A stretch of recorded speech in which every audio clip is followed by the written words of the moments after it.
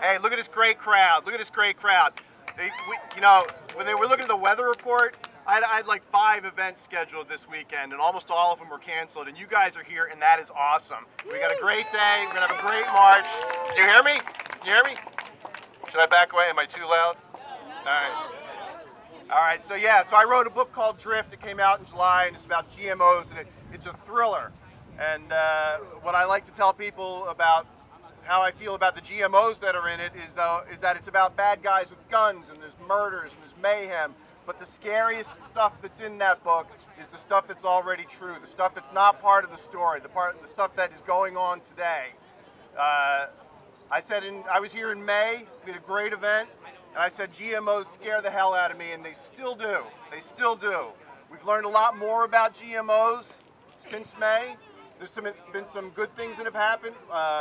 We've got labeling initiatives that are moving forward in Pennsylvania. Dalen Leach, God love him, I hope he's going to be here soon. 522, awesome stuff out in the West Coast. There's been some great developments, but we've also learned some things, and I wanted to talk about some of the stuff that's happened since then. But before I did, I wanted to mention that I just finished the sequel to Drift, and it's called Dead Out, and it's about GMOs and colony collapse and bees. And I've been doing a lot of research about this stuff, and part of the reason that I wrote these books is because I was already a little nervous, because the stuff that's going on with GMOs, as I said, it scares the hell out of me. But in researching the books, I found more stuff, and that stuff scared the hell out of me even more. So I just want to tell one little story, because it was just so emblematic of what's going on that I had to put it right in the book. There's a company called Biologics. I don't know if you guys have ever heard of it, but it's this little independent, well, I guess it's not that little, but an independently owned research company that was doing research into colony collapse disorder. And their research, I mean, pretty much people know the colony collapse disorder is caused by probably a bunch of different things. And definitely the neonicotinoids seem to be a main culprit, but GMOs are not getting off on this one. You know, we're pretty sure there's a lot of evidence to suggest that GMOs are part of the cause as well.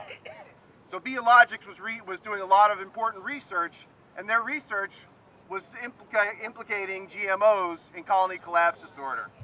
So what do you think happened to Biologics? Does anybody know? Disappeared. Monsanto bought that company. Monsanto bought that company. I haven't heard anything from them since. So one of the things that has come to light recently, you know, what's the whole plan behind this? Why are these companies doing what they're doing? There's an interesting thing in the news, didn't see much about it. It was covered, but just a little bit. Monsanto paid $1 billion to buy a company that supplies climate change information to farmers, because that's where they're headed next. Now, okay, you know, maybe it's not such a bad idea to prepare for climate change. I think it would be better still if we did something about preventing it. And I think definitely, you look at a company like Monsanto, they see climate change as an opportunity. They want to cash in on it. They're not trying to prevent it. They're not trying to support people who are doing things to prevent something terrible from happening. They're just going to try to make some money off of it. So I wanted to talk about some of the things that have happened. What have we learned about GMOs, right? So we've learned that there have been mystery wheat fields popping up, right?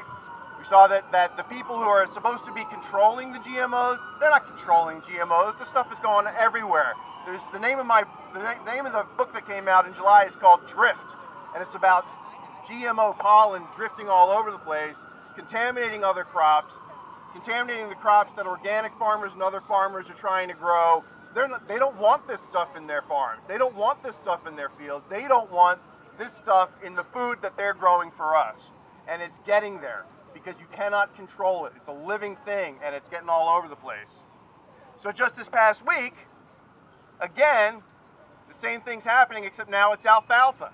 Now there's an alfalfa field that popped up. This farmer's got no idea how this GMO alfalfa got into his fields.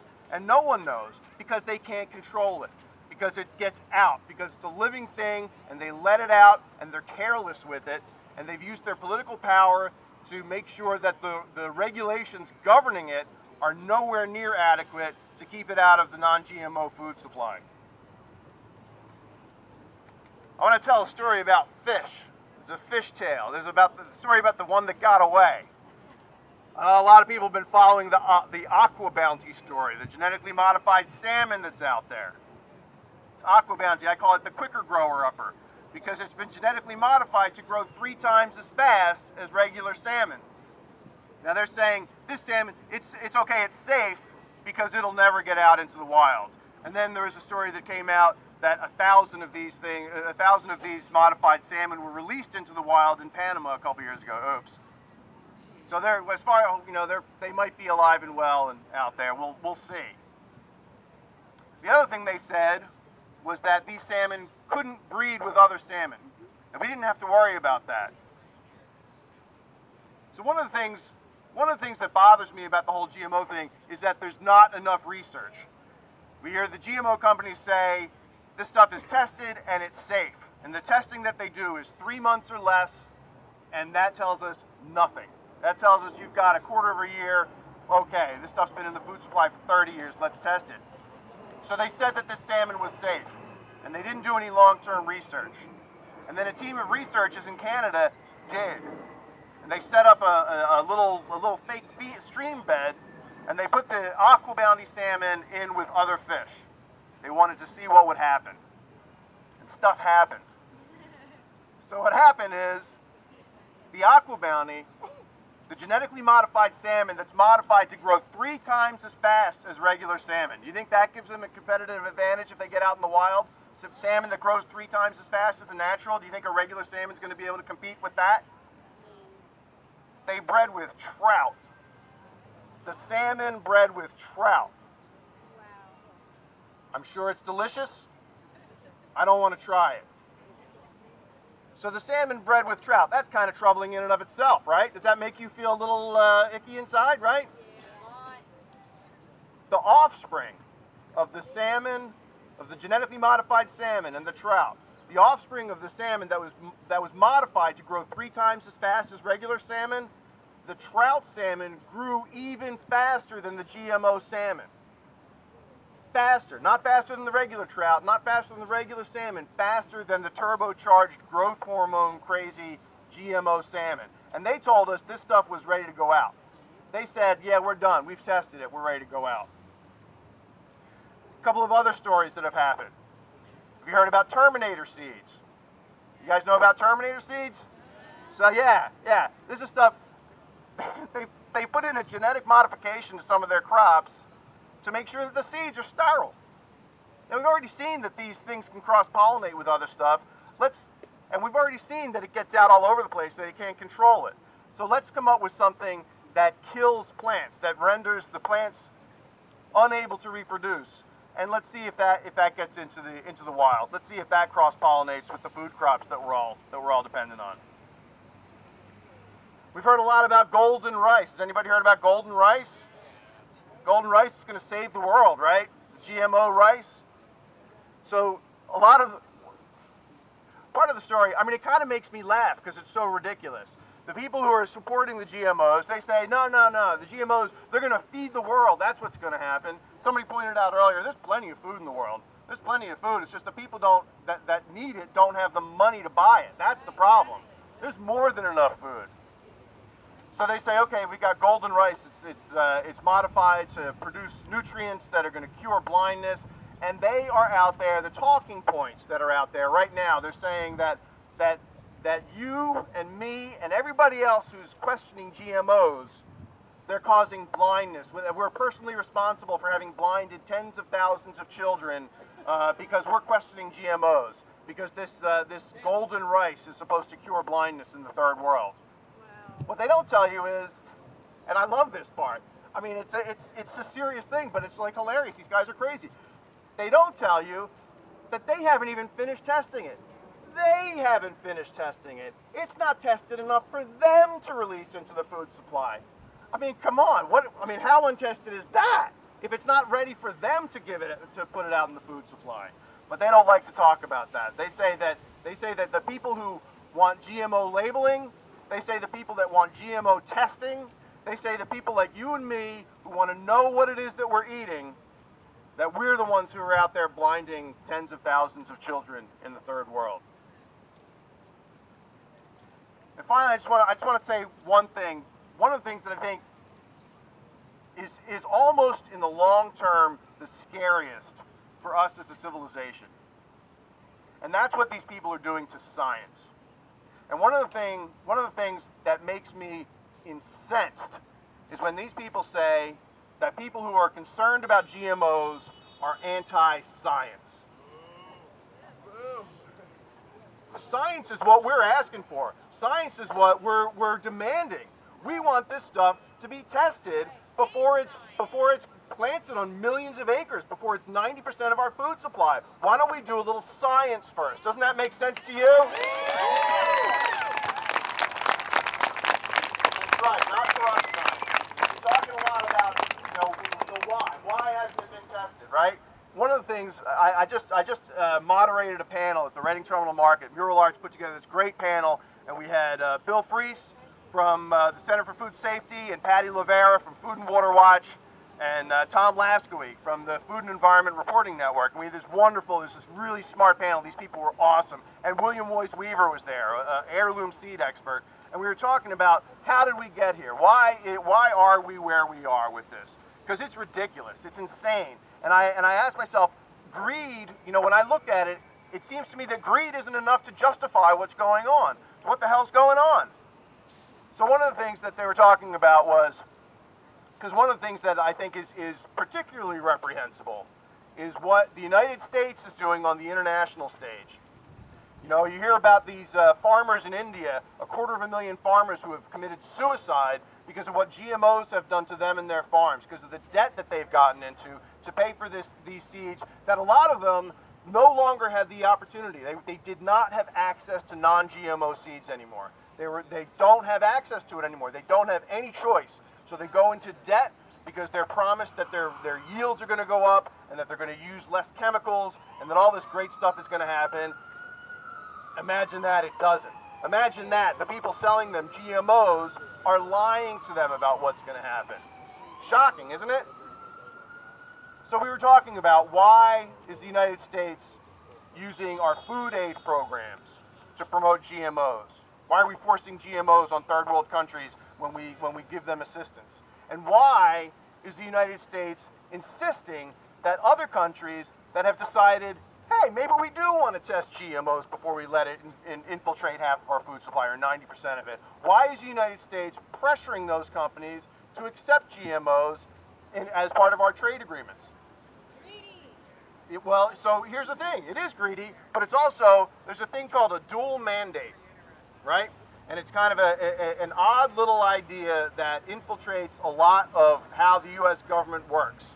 And that is that these agencies that are charged with regulating things, they're charged with regulating nuclear power, or they're charged with regulating food and drugs, or they're charged with regulating agriculture, they have a dual mandate. They're supposed to regulate them, and they're supposed to promote them. And that's part of their mandate. That's their charter. They're supposed to be doing that. So I guess the individual people, maybe they're doing their job. I think it's crazy to have a job like that. But man, on the other hand, maybe they're not doing their job, because I see them doing a lot of promoting, but I don't see them doing a whole lot of regulating. So here we are. When I was talking to Joy and Diamond about what we're going to be talking about when we came here, one of the things we talked about was getting people excited and enthusiastic, which I know you guys already are, right? Because if you weren't, you wouldn't be here. I think it's huge that you guys are here. I think it's hugely important. Part of what's going on in this country is that we've gotten to a place where people are so busy and so broke and so tired, and they're dependent, or they feel like they're dependent, on the kind of cheap food that is being promised to us with GMOs. And we know it's a false promise. We know it is. And we know it's a false promise that the food is going to be cheap, because we know in the long term it's not, because there's super weeds and all sorts of stuff that is part of their business plan, that is a part of their plan. I got to tell you, I thought that super weeds was an unintentional byproduct. We saw the super weeds, and I smugly said, "Ha! Told you that was going to happen." But they knew that was going to happen. That's how they get ready to roll out the next product line. They got super weeds that are tolerant of Roundup. That's okay. Now they'll work on GMO crops that are immune to Agent Orange, right? We can start spraying that, so we can have that in our umbilical cord blood and our breast milk. We can have that all over the world. So I can't say enough how important it is that you guys are all here, because in this climate, in this civilization, in this society where it is right now, they think they can do whatever they want because we're all too tired and too busy and too broke trying to get by from day to day, that we don't have time to give up our precious free time to come down to events like this and to say what we feel and to let people know that we are not going to take it. And I want to thank you guys for letting me be a part of it. I want to thank organizations like Just Label It and Yes on 522 and Norman Kerner out there eating carrots. And I want to thank Food and Water Watch and the Center for Food Safety, the Union of Concerned Scientists, all these great organizations that are out there supporting us, who are telling us that we're not crazy, we know what's going on, we're doing something that's important and that's necessary. And I want to thank Diamond for organizing this and everybody else who helped put it together.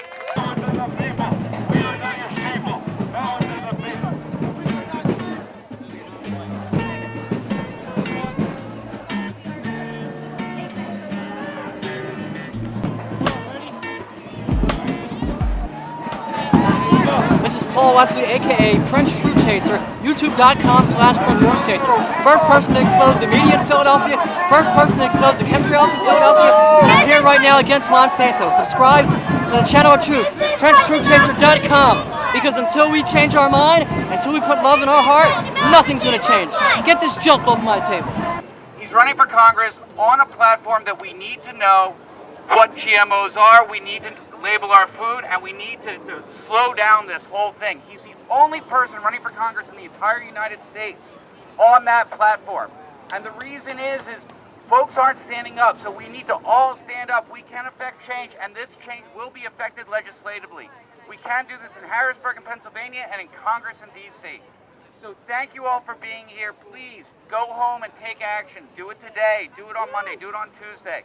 But with all of us here creating a movement, we can affect this change, and we can affect this change and make government listen to us. So thank you very much. Thank you everybody for coming.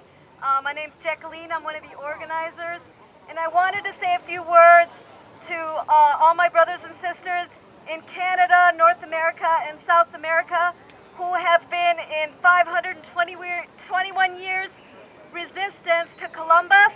Today is Columbus Day, and everyone is also marching in resistance to what is going on all over, the genocide that's still continuing for our Native peoples that have not forgotten.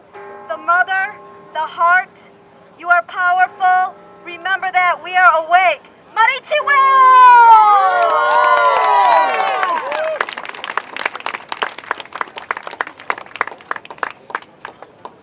Okay, the time has arrived. We know why we're here. We're here to send a message to our community, our government, and all the people of this beautiful planet. Today we have the stage, and we have an audience to listen. We want to be powerful in our presence, effective in our purpose. Do we not? Yes. If we want to be effective, then our words and message must be united. Our tone dictates how we are received by our community. Most of us here are outraged by the crimes and injustices brought forth by Monsanto and other like companies. We're furious that these barbaric practices are not only allowed to take place, but rewarded by our government.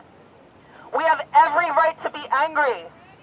We have every right to feel angry, and it feels good to curse Monsanto.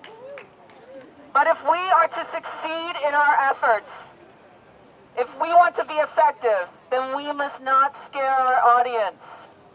We want them to receive us well. We need them to. For the sake of this cause, I ask you to look deeper than your anger. Look to the heart of your outrage. We are angry because we care so deeply. The heart of our outrage is love. Love for our world and love for all of her creatures. Let's just take one moment of silence to remember this feeling and remember why we're here, and move past any anger we have and any desire to curse the evil villain. Let's close our eyes for a minute and just take a moment. Feel this beautiful planet. The love for our brothers and sisters who do not know why we fight for this cause. Love for our beautiful earth. Love for every spirit standing next to us, united in this cause.